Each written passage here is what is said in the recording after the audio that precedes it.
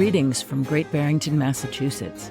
I'm Karen Christensen, talking to colleagues around the world about topics that I write about at Karen's Letter. We often talk about books.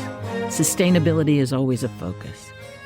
I latched onto this saying, think globally, act locally, when I was very young, and it sums up what you'll find at this podcast about the way we live now. Good morning. I'm Karen Christensen, and I'm delighted to talk to, this is actually exciting. I'm talking to Mark Firth, who we're online, but we actually just met in person the other night because he's the first person, the local person I've had on this podcast, which is really exciting. And it was actually a friend from New York who said, well, you should be talking to Mark Firth. So good morning, Mark. Glad to see you. Good morning. Good morning. Nice to see you too. Mark is known to people, I don't know, across the country, but certainly when I talk to people in New York, they go, oh, Mark Firth, of course, because he is one of the people who founded a couple of very well-known restaurants in Brooklyn.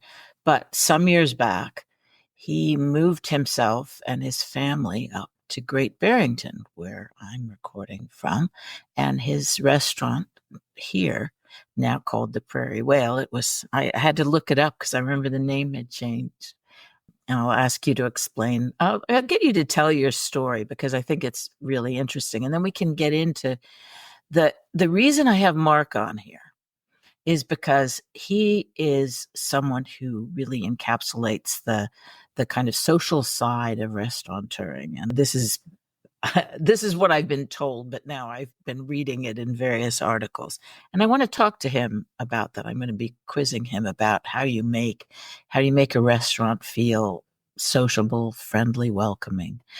But tell us your story. How the heck did you get up into from wild Brooklyn to the sleepy hills of Western Massachusetts? Well, I mean, I suppose if you go all the way back to the restaurants in Brooklyn buying from farmers, so that was New Jersey, New York State, and we would, at one point, Andrew Tyler, my old partner, and I rented a refrigerated truck, and we would actually, because nobody was delivering, farmers weren't generally delivering to restaurants at that point. So we were like, well, we need this food. We have to have this great produce. So we rented a refrigerated truck, and we would drive 4 hours to Jersey, to Lancaster County. Actually, that's Pennsylvania, through Jersey, and then we'd go upstate and we'd pick up vegetables, and then we'd come back, and what we couldn't use at the restaurants, we'd call other restaurants and say, hey, we just were in Lancaster County and we have all this produce. And, I think we had 2 restaurants at the time. Would you be interested? And so many people looked at us like we were absolutely crazy. Huh. So we realized that this wasn't it was fun, but it wasn't really a great use of our time. And we were a little ahead of the curve, it seemed. And we made all these farmers we made friends with. Most of them were in the farmers market in Union Square? Union Square. Yeah. So then the ones that were there would either come before or after and give us what we needed. And this is the diner was a tiny little place that did crazy business. We were full from, I think we opened at 6, which seems so late now. We opened at 5 and at the Prairie Whale, and we could probably open at 4 and be half full. So those guys just started delivering to us, and the one thing that this refrigerated truck did for us was when we had the big blackout, we just drove to, we basically took everything from the fridge and put it in the refrigerated truck, and then drove to the little Mexican restaurant we had, Bonita, and put everything in there. So we didn't lose anything.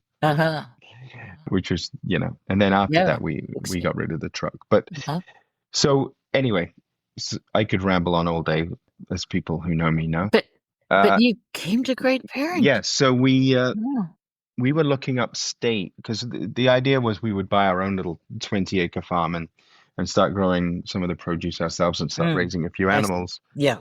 And so for years, I would drive upstate on weekends and look at farms with Bettina, my wife, and just and then we had kids, and so the kids would come too. Hmm. And we never thought about the Berkshires. It didn't really, I mean, to me, I suppose I kind of felt it was a bit like the Hamptons, like it was a little inaccessible. I wouldn't be able to afford to move here. But we had friends, Jean-Francois and Helen, and then we had Alejandro, another friend of ours who lived above the Mexican restaurant. And they had a place in Stockbridge, and Jean-Francois and Helen had a place in Sheffield, but it opened bizarrely on the little cafe. Ah, yeah. So one weekend we came to visit both those people, Hmm. and we thought, wow, this is really nice. Hmm. It's beautiful. There's farms, there's like everything is just, if you've been here, I mean, it did remind me a little bit of England, some parts of England. Hmm. And so we thought, well, how do we make this the spot? And Alejandro, a week after we'd visited, was getting some body work done by Richard, oh, forgot his last name, Kowalski, Sikorsky. Damn, you see, I'm getting old. My brain is gone. But I loved the guy and his Uh-huh. face. I can see his face. Uh-huh. Big fan of Barolo. And the phone rang, and Richard picked it up, and it was Ellen Pearson saying, "I'm going to move to Carolina, the Carolinas, north or south, to be close to my family. Do you know anyone who wants to buy my little farm?" So Alejandro's, you know, ears perked up and said, Hmm. "I know just the guy." Uh-huh. And so that's how we ended up here. Great. I gather your farm is not so little, though. Well, I mean, it's a lot of land. I see. I was just out feeding the sheep, and the sheep are in about 4 acres that I Hmm. put up a fence. They had actually cleared the land in the 70s, that that little portion to rebuild the house when it caught fire. Like the Hmm. wood stove caught fire and they lost pretty much the house and they had to rebuild it. So then they cleared this one big 4 acre field to for the wood, and then so they had horses and they had Hmm. everything. So yeah, we got the place. We put the majority of the land under agricultural conservancy, and so Hmm. the Monterey Land Trust helped us with that because we Hmm. couldn't quite match what the money, and of course it was just past the subprime mortgage thing, Hmm. so Hmm. nobody would give us a mortgage at all. So we ended up having to put half down, but it worked out great. Hmm. So yeah, now And then you we're took here. on a building in Great Barrington on the Main Street. Yes. So the plan wasn't to open a restaurant. The plan was Aha. to To just grow, to raise you the raise food for the. pigs and Mhm. chickens and Yeah. sheep and and Hmm. after a year I realized, well, I'm not a very good salesman. So I was raising these Mangalitsa pigs that were beautiful, and Hmm. but what do? Drive to New York and with a pork chop in your And bag and try demonstrate and the, sell, yeah. and Uh-huh. wasn't really something that I I realized, like Hmm.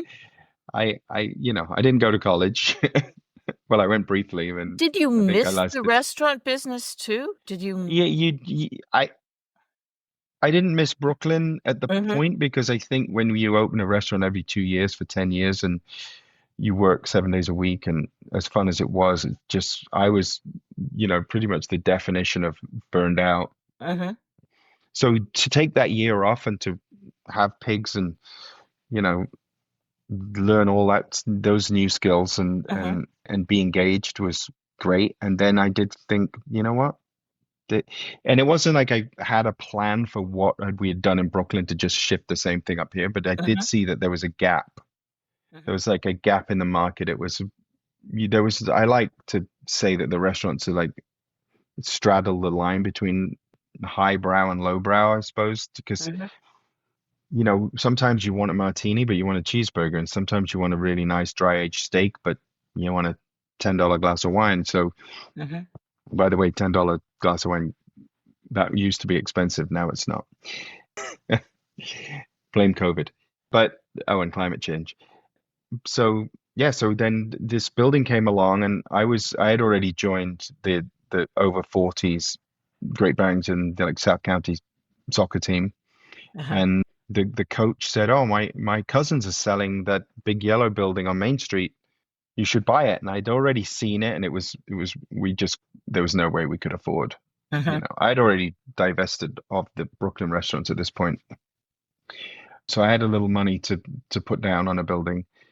And I was looking across the street at Beatrice, the old Yep. George Beatrice. Yeah, Yeah, I on the loved the corner. building. I loved Yeah. building. It reminded me of Marlowe and Sons, which Hmm. was our third restaurant in Brooklyn, and the butcher shop. It had that aesthetic. So, but they just wouldn't budge on the price, and it really. Somebody at some point had told Mrs. Beatrice that it was worth $1 million. Oh, And honestly, it was falling down, and it was yeah. maybe worth 100. Yeah. So in a way, That would be, yeah, my in a guess. way, Jeff Rossman saved me because he said, "Look, my cousins will take a lot less, Hmm. and this the Beatrice that would be a complete rebuild." But I like to build the restaurants, but I'm not a builder by any Hmm. means. Hmm. In fact, everything's a little wonky because specifically I'm not a very good builder. But my friends are generally better than me, so I hire friends. And yeah, so we negotiated, and we got the building, and yeah, it took us about 6 months It's an uh interesting to building get because it going. must have been a house originally. Yes, and I and So just once I met rooms and things. yeah. Yeah, So it's my nice. plan was to because I knew we were going to have downtime times, so I knew it was going to be dead in January, February, and Mm. especially those couple of winters where we had no snow. I mean, Yeah, it was for the painful. skiers. So Yeah. I figured if you built it so that it never feels empty, even if there's Hmm. only two or three tables in that front room, you can't see the side room and you can't see the back room and you don't see the And TV so it room. doesn't So matter. Yeah. yeah, so that was one of the plans Yeah. building it to make it so it can handle all the summer people and Hmm. holiday weekends. All the locals come out, and it's like it gets pretty crazy. Yeah. But then in the winter, be sustainable with one bartender, one waiter, uh, you Hmm. know. So yeah, and it's fun. That's what I like the most. I like to just plan the layout and build a restaurant and just or a house. I Hmm. love that.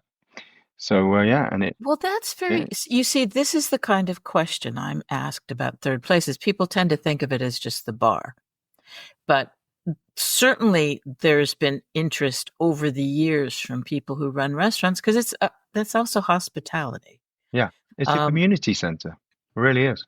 Last night, so Monday nights, we have a group that bring their board games mhm, and they take over because it's slow enough that we can give them a whole section to the uh-huh, left as you walk in. They play this shuffleboard board game that I can never remember the name of, but they're having so much fun. They come every Monday. uh-huh. And then we also have a DJ Monday nights. And then we have the band on Sunday nights. And then for a while, we had a couple of high school kids who had a little jazz trio playing on Thursday. And then Oh, Friday and Saturday, even, midwinter, we're full Friday and right, Saturday. So, right, right. but there's Yeah, always like something else going on. yeah. No, it was hopping when I was there with John Masson the other Yeah. night. But what do you do? Because from what I've read, I mean, I will put those links in the show notes. You are the bon vivant. I've seen you referred to as the schmoozer, the welcoming friend at the door. And this is a real question. Not I have been to places, I've been to bars where, you know, person behind the bar just, you know, looks askance like, what are you doing here? And actually, pub people behind the bar at pubs are not necessarily very friendly. I mean, they're not like in your face friendly. So Yeah. what, and yet you can feel quite welcome walking into Yeah. a pub. So how do you explain that? What do you do to make Well, I people? suppose you have to enjoy what you're doing. Hmm. And I like that. And I think the balance for me, which I wasn't quite getting in Brooklyn anymore, was I didn't really get the downtime because it was always busy. So Uh-huh. I was always hosting or bartending, and it takes a toll. Whereas here we're closed Tuesday, Wednesday. Hmm. Last night I went and played soccer with the over 40s, so I was there from 5 until 6:30, and then I got back at 8:30 and stayed another hour. It's the you can only sustain the like you can only enjoy your job when you get enough downtime, I think. Hmm. And I happen to like chatting with people, and even if people don't see me, I'm generally upstairs because we don't have them. I'm like the general manager, the sommelier, the computer fixers. You know? Right. So you're still around. And that can be, I'm sure that's a challenge when there's a lot going on. And do people, I don't know, people like to see, my impression is people like to see the owner Yeah. or the And chef. it's also it's a small community. I mean, even, Mhm. the weekenders generally come all year and the locals come all year. And so I know I'm terrible with names, but I know everybody's face. That's the other question I have. And this has come up with in something else I've read about ma- making, trying to make a restaurant a third place is the question of regulars because this is a tourist area. So you find that you can somehow you've got a the people who come regularly enough that you know them. Oh yeah, yeah, definitely. Yeah. I have a friend who used to go to the Brooklyn restaurants, and now they have a house near Hillsdale, and I see him every 2, 3 weeks, but they always come on the holidays, and he always brings me a really nice bottle of wine, Oh, and that's that's and he's one of those people who appreciates the fact that we I remember him, we've become friends, and he sees that it's like can be a trying it can be a trying job. And right. he knows. He's like, here you go. This, here's a nice bottle of wine or a bottle of champagne. He gave me a 2004 Dom Perignon for Christmas. Like things like that. He gets it, and he Hmm. understands that, I won't always be in a chatty mood because I'll be dealing with some crazy situation at the other end of the room. But I there's so many people like that, and it Uh-huh. yeah, I know. It's And do the people get to know one another? oh yeah, yeah. Oh, the bar is great. Everybody, you'll see conversations happening. And I was on a plane. My son was studying his semester abroad in Italy, and I was on a plane to go get him and spend some time in Florence because I lived in Florence for a couple of years. And I actually had a conversation on a plane for the first time in, I mean, 10 years. Nobody, headphones are in, movies are on, Right. and it reminded me, and I was sitting there, and after, you know, everybody fell asleep on the plane, I was like, that was like a real bar at the Prairie Whale experience. And Diner and Marlowe and Sons were the same. Like people would sit and just, you'd see these interactions happening. And I was like, wow, that's But when a it gets great thing. too busy, because I remember once I actually was going to go to the bar and I walked in and the it was the summer. I admit it was the Mhm. summer and probably, and it's packed and it was very coupled. It was very, Yeah, and people were eating dinner. So it wasn't, it yeah. was like That they were more like they were at a table by yeah, themselves. yeah, That yeah. was my That's like impression. the any port in a storm kind of. They don't want to eat at the bar, but they will.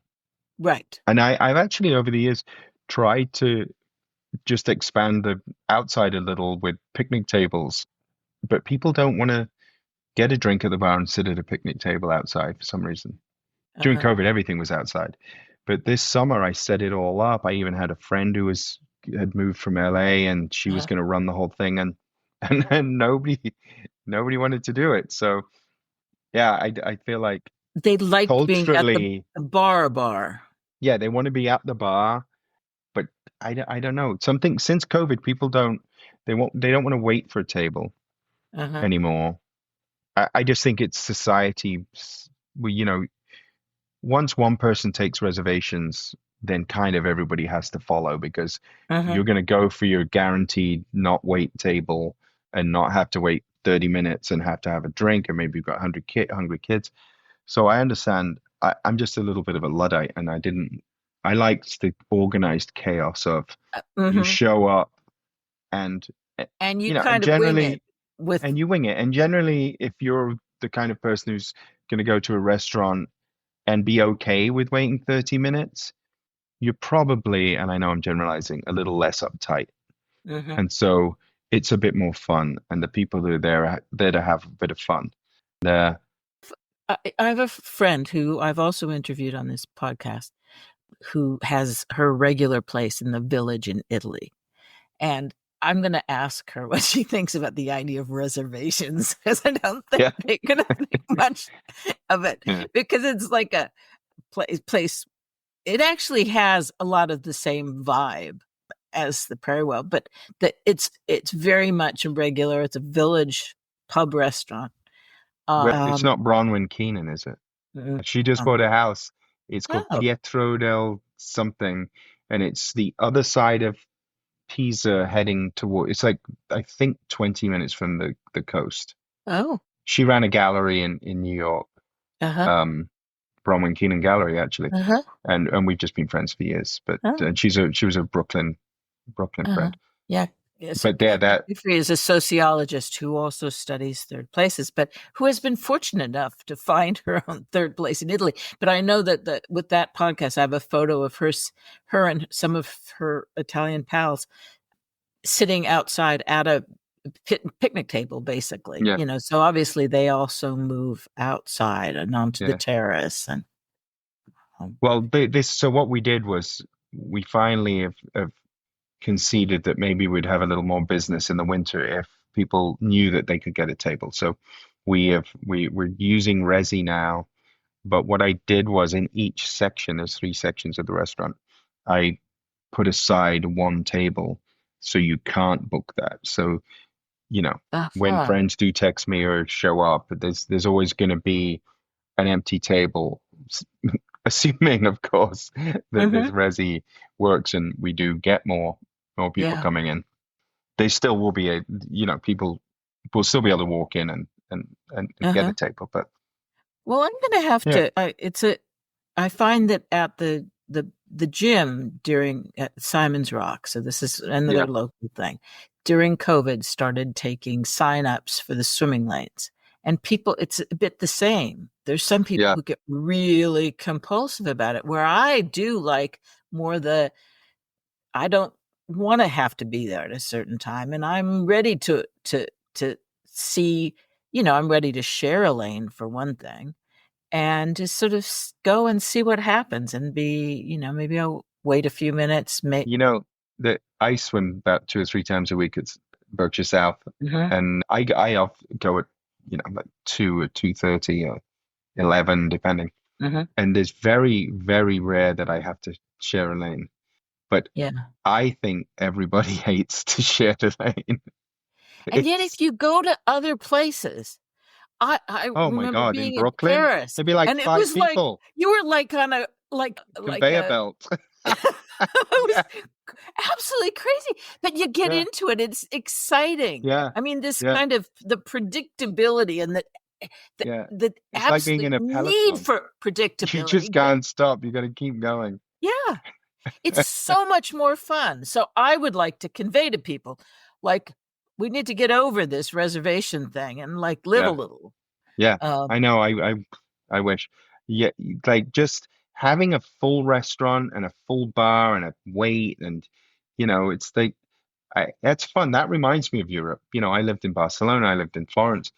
The restaurants now going back, they're all on the same thing. They all had to take reservations. Mhm. But back then it was just you waited outside and that's when I mean, people still smoking in Italy. I was Yeah. really kind of shocked that everybody still smokes. But I mean, I worked at the Odeon. We would have as an ashtray next to our little micros computer, and I would literally take a drag of my cigarette and go and serve, Robert De Niro or something.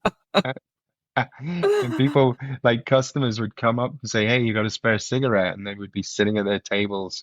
Oh my God. And that wasn't that long ago. It was only 1995, Wow. 94, 95. Wow. Wow. Oh, Wow. not that long ago. T- tw- So 30 So, years.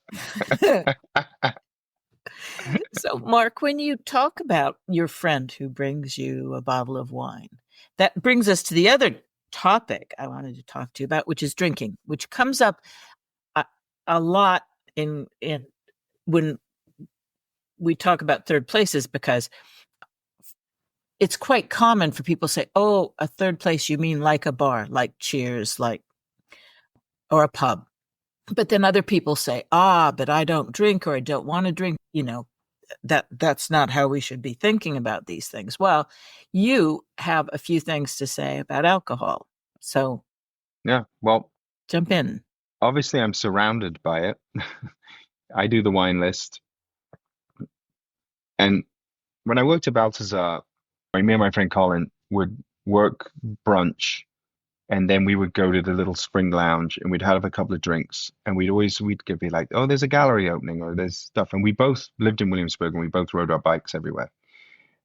So one night I finished my shift. It was a great shift. I made a lot of money. I went to the spring lounge, had a couple of beers, got on my bike, went to this gallery opening. It was free vodka. It was like some vodka promotion. I'm not a big vodka fan, but yay, it was free, and I was in my early 20s.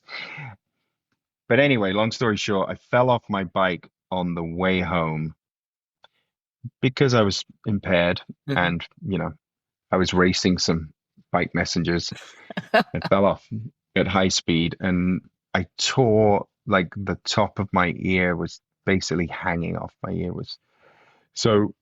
I got home, my roommate looked at me, and I looked like it was like Reservoir Dogs, because you wear a white shirt and a tie, and then there was a warehouse called Domsey's that had $10 suits, so I had all these suits. So when I finished work, I'd put my suit jacket on, and yeah, I looked like, I think I was the only person in Williamsburg who wore a suit for all those Yeah. years. Anyway, so I get home and my ear's hanging off, and I've obviously got concussion, and it looks like I've broken a finger, and I'm a real mess. And my roommate's on the phone to his mother and says, Mom, I'll have to call you back. And he calls 911. And so they strap me to a gurney, and I end up at Bellevue for 6 days and 40 stitches to put my ear back Uh-huh. together. And I'm laying there in bed in the hospital thinking, it's probably time to take a break. Like, and I think it was in January, I'm going to not drink. And so that January, 30 something years ago, I didn't drink for the month, and I lost 15 pounds Mm. because I was young enough then that you actually lose weight when you stop drinking. Now I'm in my 30th year of sober January, and I don't really lose a pound, but I look great ish, for an old guy. Um, so yeah, so that's the thing. And then my friends in Brooklyn joke, like, you invented sober January. Nobody ever did sober January till you did it in 1996. I was like, no, I'm pretty sure it's a thing, but it's just I don't know. I probably get a little boring to people who don't want to stop drinking in January, but it's such a great way to reset. Mhm. I did 100 days a couple of years ago. I think I did 90 days last year. I'm going to do 2 months this year, but I might have a beer or two when I go to Puerto Rico on my week vacation in February. I just think that I mean, it's a great way to say I like a glass of wine, but I always want to be able to have a glass of wine. And Mhm. it really is a slippery slope, because by December, after Thanksgiving and then the parties and everything, you know, I don't need to tell people it's not good for Yeah. you. Everybody Yeah. knows. Yeah. In terms of creating a place that people will hang out and keep sipping, I've been thinking about this issue of the question of sipping. Because really, if you're going to hang out somewhere and talk, which is one of the key characteristics of a third place, is a place where you talk. Funny that we have to make that Yeah, make a statement about something like that. But you really do want something that you can sip, and you're not going to sip milk for a couple of hours. And I think yeah. that's one of the reasons where you can sit and sip wine or scotch, but can you sip coffee? I mean, have you? Well, Um, we actually spend a lot of time coming up with non-alcoholic cocktails, uh-huh, and it's basically drinks you would drink with gin in them, but without the gin. uh-huh, And there's often, I think we've got like four different cocktails maybe on the list now. And uh-huh. then we have non-alcoholic Guinness, which is what I had last night after soccer, which is actually one of the best non-alcoholic beers I've Oh, had. really? I haven't Yeah. tried that. Uh-huh. And then Peroni Double Zero, and then the old chef Steve Browning loved he hasn't had a drink for probably 12 or 15 years now. He loved the Heineken Zero, which I like to make like a version of a michelada with, where you put ice and have a salted rim. And Uh-huh. yeah, there's just so many more options now. And there's no stigma to not drinking anymore. For me anyway, my experience at the Prairie Well, like nobody, like people are just a bit more grown up. Nobody gives you Uh-huh. crap because you're not drinking So that's alcohol different from anymore. your experience when you were, some Oh, years everybody ago. thought I was crazy. Balthazar, it was me and like some great old character actors, and they just were like, "You, you're not what? What is this? What is wrong with you?" Uh-huh. When I Uh-huh. wasn't drinking for that 1 month. Uh-huh. So Yeah. so that's a change. So do you see that affecting how's that affecting the restaurant business and the bar business? Well, I mean, people come in, a couple of the band members are not drinking for January, and they were just drinking NA Guinness and Peroni. Uh-huh. Yeah, I think at every table throughout the year, there's one or two people who don't drink. And now, yeah, I don't see people not coming out Uh-huh. unless it's your first time with Sober January.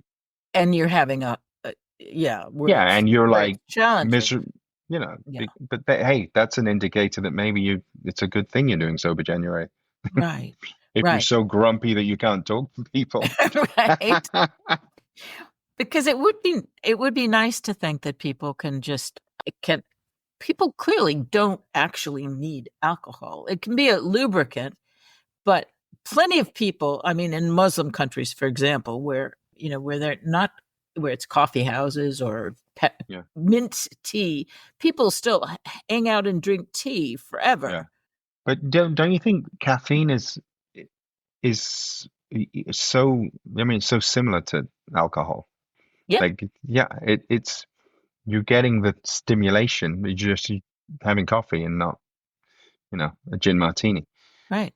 Right. But I'm sure that's originally why people loved coffee. In fact, and yeah, that's why some people, the authorities frowned upon coffee yeah, in early days. It was too stimulating. yeah. And all these So, people, yeah, I'd rather have probably a drunken conversation than a hyped up on coffee conversation with someone. well, it's one of the The things Ray pace would be way Oldenburg slower. talked about is just that the effect of limited amount of alcohol is very conducive to socializing because it relaxes people and it does have some kind of effervescent effect Yeah. on. Well, for me, wine is just such a like it makes meals. It just is. It's so great to have a Yeah. glass of white. I mean, it's not so much an American thing to have a glass of white with your apps and then a glass of red with your Mm. entrees. But I know in when I lived in England, that was what you did. You had a Yeah. glass. Yeah. So basically, you had Absolutely. two glasses of wine with your dinner, white and then a Yeah. red. Yeah. But I just feel that it makes food taste better. It's just, I know. That's why I have to do sober January, so I can actually continue to be able to So have you my can wine. enjoy But things. cooking Well, with a glass of wine too is the best thing, mhm. you know? Well, do you have, okay, as a final question, do you have goals for, what do you see that's ahead for you and the Prairie Whale in terms, are there things you would like to develop? Are there things that you're hoping to see happen there or worried about? I mean, what I'm worried about is obviously the housing issue. And I think most business owners, I'd say actually all business owners in Great Barrington and around, Uh-huh. understand that if we can't get like affordable or workforce housing, whatever you want to call it, who who's going to be left? Hmm. My friends have a place in a ski resort. Can't remember the name of it, but they said there's, of the 10 restaurants that when they bought the place, Uh-huh. that only two are open now. And that's like a Uh-huh. specific example of it. Like that's been going on for years. And I know I've read about Aspen and places that have acknowledged that problem and how it was going to happen years and years ago. But Uh-huh. it seems that Great Barrington didn't see that. And then COVID and corporations buying up houses for Airbnb and just, Hmm. all those factors that, have created the situation where like most of the people who work for me living at home or they're in a situation where there's like many people in a house Uh-huh. or they're like having to find places in Connecticut or or up to Pittsfield, and who wants to commute 35, 40 minutes, you know, Yeah. and especially you're coming all the way to work and we have like a night like last night where we did 18 covers. And so are you even making your gas money? Right.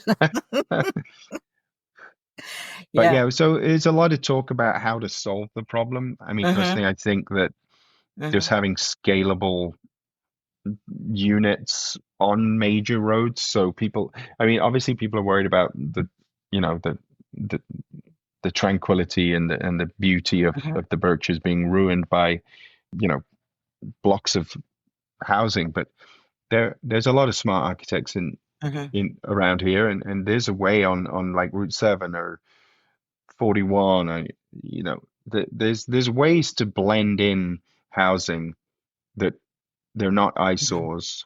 And then Yeah. people can say, "Oh, I want to move to Great Barrington and get a job in a Uh-huh. store or a restaurant Uh-huh. or whatever," and then not feel like anybody can move to Brooklyn and pay too much rent. But Right. let's let's have like a sustainable life where you don't have to Yeah. work a full week just to pay 1 month's rent, Yeah. like or 2 weeks, Yeah. whatever it is now. I mean, it's Yeah. extortionate. Right. So that would be my main thing for us to survive. We need those things to happen because Uh-huh. you know we make it's not really a fun way to run a business where you make all your money in July and August Uh-huh. and then you gradually use that money to make it all the way to May when you're running on fumes and then you start again. It's like Yeah. there's and that yeah.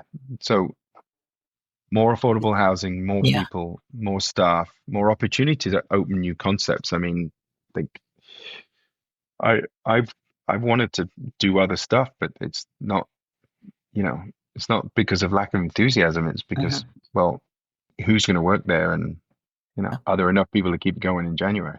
Yeah. Yeah. The seasonality is, I thought that it might even out, and it just doesn't seem as though that's Yeah. happened. There's a Well, lot of, when COVID happened and all the people moved here and it was busy, busy all, the whole yeah. year, I didn't really expect everybody to move, but I, I think a certain core group of customers that we had after COVID thought, you know what, I'm moving. And so we have no late night crowd. We used to have like people drinking and until 11 o'clock and hanging Yeah. out at the bar. And at that, like 9 o'clock now on a Monday, Uh-huh. it's crickets. Yeah. And same with Thursday. And really the weekends are not, like there's no bar crowd. Hmm. So Hmm. we're all So, getting older and no yeah. young people are moving here because they can't afford to, Yeah. in a So nutshell. that's a challenge, and it's not taking full advantage of what you've created. So this is an important thing, and I'm Yeah. grateful that I we mean, could there talk are people about it. working on it and Yeah. hopefully things will happen, you Yeah. know. Yeah. It's not like we're not trying. It Yeah. just Need to bring back the trains, and as far as I'm concerned. Yeah, I did want to just because in the beginning you were talking about how, like creating a friendly space. That has been a challenge more recently because people have been less happy. Uh-huh. And if, you know, we have high schoolers bussing tables, and then we have like younger people waiting tables. Uh-huh. And I saw a definite shift in the way customers were treating staff. And we really have a no, I would say no rude person policy Uh-huh. because grown people berating 22-year-olds because their food took too long in a very full restaurant or they got the wrong drink. And that, my biggest challenge is getting people to keep smiling Uh-huh. and and then for me to not get angry and try and have reasonable conversations with people who are being unreasonable. So Uh-huh. yeah, I'd say one of the biggest challenges post-COVID has people have just got a bit meaner, Uh-huh. and that is, yeah, trying to take the high road all the time is, you know, is an issue. But Uh-huh. Uh-huh. I know I don't want to So go into politics, so that, I have noticed it too. People just yeah, on edge I, and if you less look, if concerned I about other don't, people. yeah, I don't look at Twitter, but it, the last time I did, it Uh-huh. just seemed like it was a lot of people screaming at each other across backwards and forwards, libtard, da da da, all that stuff. Right. And so it And I trickles think, down. yeah, so if you're someone who looks at Twitter or reads the comments, which so you shouldn't, don't ever read the comments. Like I try not to read bad reviews because I'm like, I was there, I tried my best. If you left and you don't like me, vote with your wallet, don't come back. But if you feel the need to leave a bad review, like I said, because a 21-year-old forgot your drink order or something. So every year when I give up drinking, I try and give up something else. So I think it was last year or the year before I started giving up social media for the month. Uh-huh. And the funny thing happened to me was I'll be driving into town and I won't think that the person who just came right up behind me at 50 miles an hour in a 35, even though I'm probably speeding a little bit, I don't automatically think that this person hates me and wants to kill me. Uh-huh. Because I think when you're looking at social media all the time and all you see is people being horrible to each other, you assume that in everyday life, that person hates you. Or, I mean, maybe it's just me, but Mm-hmm. that No, seems to okay. me to be the cultural shift where Did now it you look at hatred online all the time, then you assume just the guy walking down the street or person or whatever is the same person or mm-hmm. has the same feelings. That's a challenge. I'll bet if it's a challenge for you, I'll bet it's a challenge for people who are Yeah. in the hospitality business of as well as I'm sure teachers and I'm sure Oh retail yeah. workers Yeah. too. Yeah. Yeah. Well, I'm glad you brought that up. Yeah. Yeah. Very interesting. And I will see you face to face one of these evenings. All right, well, now you can make a reservation. Yes. Okay. Great. Great. Thank you Thank you, very Karen. much, Mark. I'll see Yeah, you nice, soon. nice to chat. Bye. Great. Bye-bye. Bye. Thank you for joining me at The Way We Live Now, a podcast where we roam the world for ideas and inspiration and talk about tools that will help to make the world a better place. I'd really love to have your ideas and comments. Please leave a comment below and subscribe to the feed. You can sign up for my newsletter, which I try to make a real letter at karenchristensen.substack.com.